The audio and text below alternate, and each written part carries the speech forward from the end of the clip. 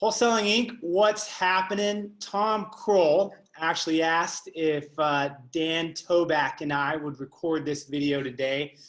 There's no question that everything has moved to a virtual process, but what we're seeing is a lot of questions on like what are all the creative options, right? Doing this whole thing virtually. And there's two sides to that: virtual dealing directly with the seller and virtual dealing directly with our back-end investors. And so I've got Dan Toback on, who obviously does acquisitions for Tom Kroll, and of course also does deals himself. And so this is going to be a little bit of a discussion just between him and I, and you guys can listen in as the audience on, okay, what are all the options here on the table? So Dan, you ready to break this apart, man? And I'm going to let you kind of fire questions at me as I talk about our new process and see what you want to poke holes in. How about that? That sounds great to me, Chris. Let's get rolling. All right, let's do it. Let's get to the meat. So here was our old process. Our old process is we have an in-house inspector that works directly for us full-time. So with our old system, an acquisition manager would set an appointment and our inspector would go out there, actually has an inspection report that he fills out, takes pictures, does all of that type of stuff, and then gets that back over to the back end, being our system. And from the pictures in the report, then we can determine what we want to purchase that price of that house for, right? So pretty straightforward. Now, if you don't have an in-house inspector and you're kind of a solo, wholesaler or investor, you are probably maybe going out to those houses yourself. So just put yourself in the place of our in-house inspector. So let's talk about what we've actually changed and what some options are, right? So Dan, the first thing we throw out as an option is that we can actually have the sellers take pictures and do videos themselves. There obviously has to be a degree of a little bit of tech savvy to be able to do that. And so they can fill out that inspection report. They can do the picture and the videos themselves and send that back to us. And via the inspection report we have that they filled out rather than our guy filling out initially, and the pictures and the videos, we're obviously able to determine the price that we should be purchasing that house at. So that's number one, right? The second thing, which is really cool to be able to do, is a recorded Zoom. So our inspector, or it could be you, if you're the one doing the inspections yourself, is to literally get on Zoom, just like Dan and I are right now, hit the record button, and let them walk through the house. The nice thing about that is you get some more control, right, Dan? You can come in and be like, what's that over there? Can you turn left and let me see that a little bit more, etc. And so that ends up with a nice kind of guided tour of the house that gives you a bit more of control. So again, this is directly with the seller. So Dan, I'm gonna stop there. There's a couple more options, but anything on those two are, man, that's straightforward. That makes sense to you. Yeah, it does. Absolutely. So it's funny. One of the deals I was recently working on, this was yesterday. The wife is like deathly ill. She's sick. She actually might have the virus. The husband's convinced they're getting a divorce. Oh, And no. I didn't want to go to the house. So what I did is I had him send me pictures, just click a few pictures around the house and just upload them through text. And I was able to do most of it that way. And then I had a mobile notary do the contract today, if that makes sense, this morning. So the pictures did a good job. Is I saw the kitchen, the bathrooms, I got all the main things. My biggest thing, Chris, and maybe you're going to get to this later, but for stuff like that's a little harder to see, like plumbing issues, things like that, maybe roof issues, stuff that's sort of in the weeds, how do you address that kind of thing? Yeah, so dealing with the exterior, remember, you can still do an inspection of the outside of the house. So we are sending our inspector over as needed to inspect the outside of the house itself. So when you're talking about foundation, roof, stuff like that, I mean, that's still fair game. You can do that without going in somebody's house. So it's a great question, and that's what we're doing with that particular process right there. Cool. All right. Yeah, so inspect the outside of the house. That doesn't stop you. And let me also remind you too, not everyone is saying we can't go into their houses. I mean, if it's a vacant house, we're going in.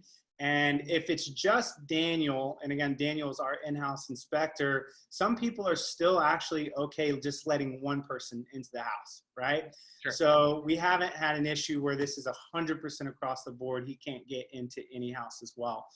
I do want to talk, oh, and I want to mention one thing. If the seller is taking those pictures or doing video, the best way to get that back, we have found, is to email them a Google Doc, Google Drive folder. And so they can just upload it into the folder, just drag and drop. Because a lot of people will be like, well, I got these pictures and videos and they're too big to send. And the best thing we're doing is just emailing over that Google folder to be able to drag and drop. So just a practical tech thing on that. Easy. Cool. Now, this one's interesting. We also obviously have clients that we'll call tech deficient, right? They're older. And of course, on top of that, they need to be more cautious right now based on their age. So here's what we did. We simply went on Amazon. We ordered a tablet. Our COO did for 45 bucks. And Daniel will go to the house. And I mean, he's really kind of being real safe when he does this. He goes over with a mask on, right? He's got his gloves and he goes to the door. And again, we're dealing with someone older. He already has the tablet turned on, ready, where all they got to do is push the button. And he literally just hands it through the door to someone that's tech deficient. So that older person then can walk through the house, take the pictures, right, and bring that back and pass it through the door. Wow. So that's how we're dealing with someone that's tech deficient and still being able to get that inspection done. And so that's kind of been a creative process that we put in place that's going to be working really well too. So any questions on that? Because you got to deal with that too. No, that's really awesome. That's a game changer. So so he actually goes over and gives them through the door, turns it on for them so they don't even need to figure anything out. They go throughout the house, get everything, and then he closes it out. He's good. Yeah, and if they pass it through the door, he can look at the pictures, and if he feels like something's missing, he can hand it. I mean, he's even got sanitizer, like he's wiping it down. Oh, man. But it's just showing that real extreme sense of caution because, again, we know that older people right now definitely need to be very cautious, and so we want to respect that and just minimize, any fear of interaction that they would have. So those steps right there, we have found have pretty much overcome every objection on dealing directly with sellers. So if you're listening right now, there's no reason that you can't be picking up deals with the seller based on what we've given you because we've literally come over every objection that they've given us, right? You can maintain social distancing. So let's flip now over to the investor side. So, okay, I've got everything from my seller, but now I have investors who don't want to leave their house, who don't want to go see property. So we've got some creative options here. If you did the Zoom with the seller or they did a video, right, you can take that, excuse me, and you can do a little bit of re-editing and packaging. And so I did a post, right, I think it was a couple days ago, where we did an email blast out and we embedded the actual video into GetResponse. And we sold that property and made a $23,000 profit. So that was our first deal where we never even entered the house with the seller. And the investor never even left their house, right? Completely virtual process, and we sold it. And it worked. So that's testimonial that that actual process works. Now, for those of us that also capitalize on group showings, right? We believe in the open house model because that drives competition. One more creative idea to throw out there is if you can get into the house, let's say it's vacant, or you have a seller that's going, I'll let one person in my house with your company, but I'm not letting a bunch of investors in. You can do a Zoom open house. So you get all the investors that are interested to log on at one time, still create that sense of competition between them. And you can go through, if you have an inspector or yourself, and literally just do a Zoom open house. And as the investors on there, they can be like, what's that? They can ask questions and you can respond in real time. And of course, the most important thing is the more people you have on there, right, the more hype you're going to create around that deal. So, man, those are all the shifts that we put in place, man. So, Dan, I want to kick it over to you. Can you poke holes in anything? Any questions you have outside of that? Or you feel like we've covered our basis on practically how to do this? Yeah, absolutely. So the one thing I would say in my local market, I have a few really solid cash buyers, and their active buyers are solid, but they refuse. They give me a lot of pushback without at least accessing the house once. Like they won't do just pictures. They actually want to get in, and they're sort of old school that way. Do you notice you've had any buyers drop off during this time of just going virtual in terms of not being able to get in? Of course, you are. So here's what we put in place. rather than trying to overcome every single objection of the investor, right? So you have investors say, well, I'm just not going to buy right now. I'm going to wait a month to see if it drops more. I'm not going to manage rehab crews right now because I have family at home, or my mom or dad lives with us that's older, and I'm just not going to expose that. So we were going through like all of those investor objections, and it was like, why are we trying to overcome all of these? What we simply did was this, and that is we have an investor list. I think we're up to like 20,000, right? Something. But the reality is it's always the 80-20. And we have about 50 investors that buy a bulk of our deals. Now, we lost a chunk of those, right? Just our bread and butter that pretty much like to try to buy everything that we put out there. So our method was this. If you need roughly about 50 really solid people, and maybe if you're in a smaller market, whatever, it's less, let's just say 25 to 50 good buyers right now. The goal is simply to go in and replace your VIP list faster. So here's the question. Can I find 25 to 50 investors right now who aren't as fearful of the coronavirus, that are willing to buy property sight unseen, right? They really do want to invest right now because they think the time, yeah.